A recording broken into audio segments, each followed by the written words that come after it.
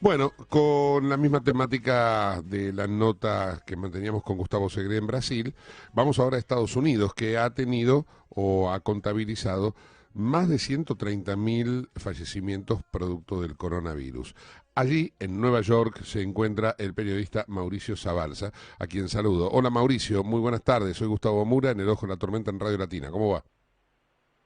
¿Cómo va, Gustavo? Buenas tardes. Con un calor abrasador, les cuento. Yo sé que ustedes están con frío ahí, ¿no? Claro, sí, me imagino que allá, hemisferio norte, ya están en pleno preparativo del verano, la temporada Sí, estival. sí. Y bueno, y eso de alguna forma les trae un poquito, me imagino yo, ¿no? Un poquito de expectativas favorables frente a la pandemia, ¿no es cierto? Sí, de pronto algunas, ¿no? Yo estuve el sábado en la playa, fui a hacer unas notas para medio de comunicación y me sorprendió la cantidad de gente. Hay que tener en cuenta que en Nueva York se abrieron la posibilidad de bañarse. Estaban Ujú. abiertas las playas con distanciamiento, ¿no? Sí. Pero no se podía uno bañar y bueno, a partir del fin de semana, con el 4 de julio arrancó. Pero eso no pasó, no, por ejemplo, en Florida. En Florida se fueron para atrás con un montón de medidas y me parece que todo tiene que ver también como viene hablando el director de alergias, que a veces no está como muy de acuerdo con el gobierno central, diciendo de que hay que ir de a poco, que esto va a tardar, que vamos a llegar a 200.000 muertos, Ujú. porque evidentemente los epidemiólogos tienen un poco más la sapiencia de decir esto no viene tan fácil, ¿no? Hay tanta cosa rara que se dice sobre la pandemia esta. Por ejemplo, el presidente Bolsonaro está usando un medicamento que acá desaconsejaron directamente, ¿no? Ajá, sí. Sí, eso está claro. Pero allí, por ejemplo, se está utilizando, o se ha difundido que han utilizado un medicamento que no todo el mundo tampoco lo utiliza. O sea que parece ser que hay diferentes criterios para enfrentar la pandemia, ¿no es cierto? Sí, sí, sí, no, y no solo eso, hoy estaba escuchando a otros médicos diciendo de que aparentemente todos aquellos que tuvimos el virus, entre esos me incluyo, y que generamos anticuerpos, de pronto los anticuerpos no serían durante un tiempo prolongado largo y posiblemente se irían los efectos y podríamos volver a contagiarnos, ¿no? En la Ujú. famosa segunda oleada que se espera aparentemente para septiembre. Pero eso está comprobado en todos o en algunos. No, eso es lo que se escuchó hoy y obviamente que fue noticia fuerte en los medios, porque ¿qué pasa? A ver, Estados Unidos tiene en total casi 3 millones de casos, ¿no? De los cuales tiene 130.000 muertos, o sea que la gran mayoría de las personas en realidad se han recuperado, ¿no? Ujú, Sobre todo la primera época cuando estalló todo esto, ujú. de pronto, si bien estaban preparando, no explota tanto la cuestión hospitalaria porque le recomendaron a la gente que no tenía problemas respiratorios quedarse en la casa, y eso Sí, hizo de que mucha gente se recuperara en la casa, sí. no precisó siquiera de medicamentos ni nada raro, solamente bajar la fiebre. Entonces, es como que todavía no se ponen de acuerdo, y hoy hablaba con otro periodista de acá en Nueva York y él me decía, esto de la vacuna, si bien ya se la han aplicado a cientos de personas, están esperando los resultados, sabiendo de que los médicos todavía no se ponen de acuerdo de qué usar y qué no usar, yo me parece que lo de la vacuna de pronto va a ir para largo, ¿no? Ujú.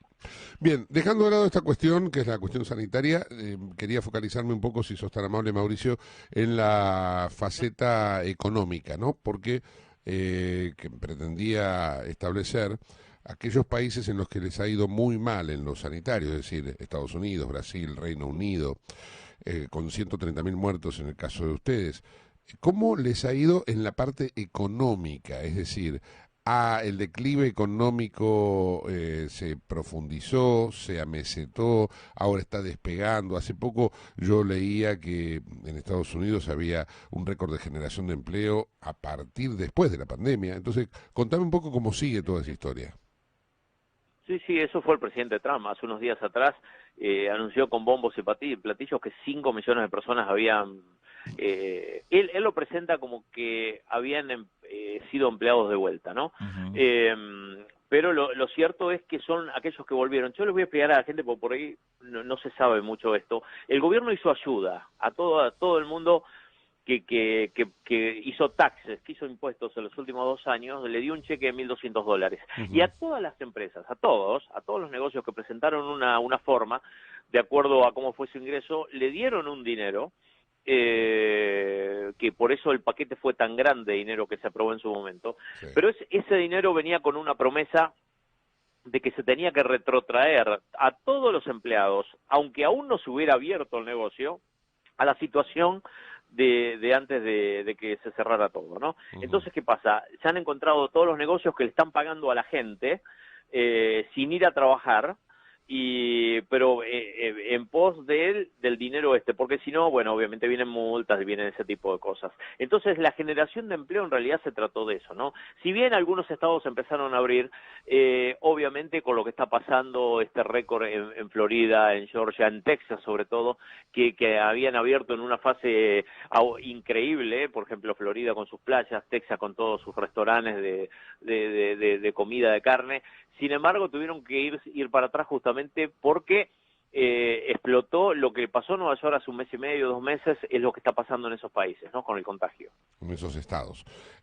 Ahora, más allá de esta cuestión, la economía de todo el país, de todo Estados Unidos, ¿estuvo en algún momento paralizada? ¿Estuvo, Sí. digamos, en una situación como la de la Argentina, que yo lo decía en la entrevista anterior? En los últimos 2 meses cerraron 18.546 empresas y casi 300.000 personas se quedaron sin trabajo dentro de esas empresas, ¿no? Lógicamente que la población de nuestro país es significativamente menor a la de Estados Unidos, pero en la proporcionalidad del análisis comparativo, ¿eso pasó allí?